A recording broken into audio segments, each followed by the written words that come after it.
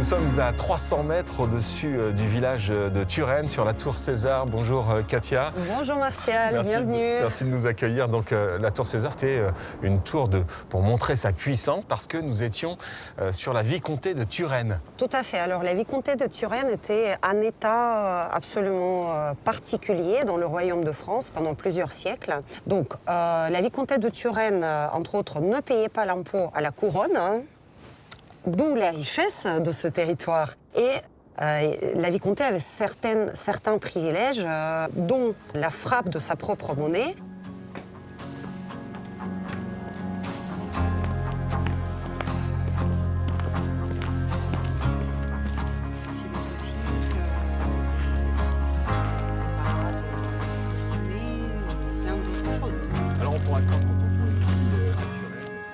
Alors ici, Katia, nous sommes dans les jardins du château, donc où il y a des manifestations pendant notamment la haute saison, l'été. Tout à fait. Mais ces jardins, auparavant, c'était le château. Exactement. Le château a été démantelé en 1738, après le rachat par Louis XV. Et petit à petit, il n'est plus resté grand-chose, oui. à part voilà, le magnifique jardin qui est entretenu par une équipe de jardiniers.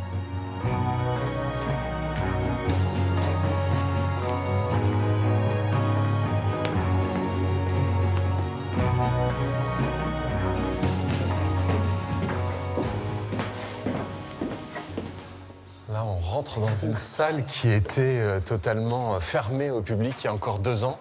La salle du trésor, Katia. Oui. Pourquoi elle s'appelle salle du trésor? On suppose que peut-être le trésor de la vicomté était gardé ici, peut-être on battait la monnaie ici, mais les traces des 2 cheminées nous prouvent qu'il y avait une vie ici. Oui. Peut-être c'était une salle d'apparat. C'est vrai que c'est difficile d'avoir des informations sur Turenne parce que les archives ont brûlé, en fait. Pendant la Révolution à Limoges, effectivement. Donc on ne peut que supposer. Supposons alors.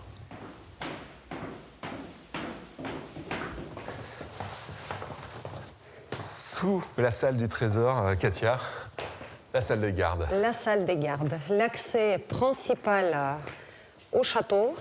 Alors Oui. ce château de Turenne, il a été racheté il y a 2 ans par monsieur de Breuil. Tout à fait. Vous avez des projets justement d'ouvrir Un grand projet qui est en cours, c'est d'ouvrir un restaurant panoramique et par la suite les chambres d'hôtes. Il y a des gros travaux de consolidation qui ont été entrepris dans ce château. Exactement. Alors c'est assez particulier parce que le rocher et la tour César appartiennent à l'État. Tout ce qui est sur le rocher appartient au nouveau propriétaire, M. Édouard de Breuil. Et l'État, effectivement, a entrepris les gros travaux de consolidation du rocher. Ça n'a jamais été fait. Ce château est millénaire. Et donc, c'est parti pour plusieurs années. Merci beaucoup Katia pour cette visite privilégiée.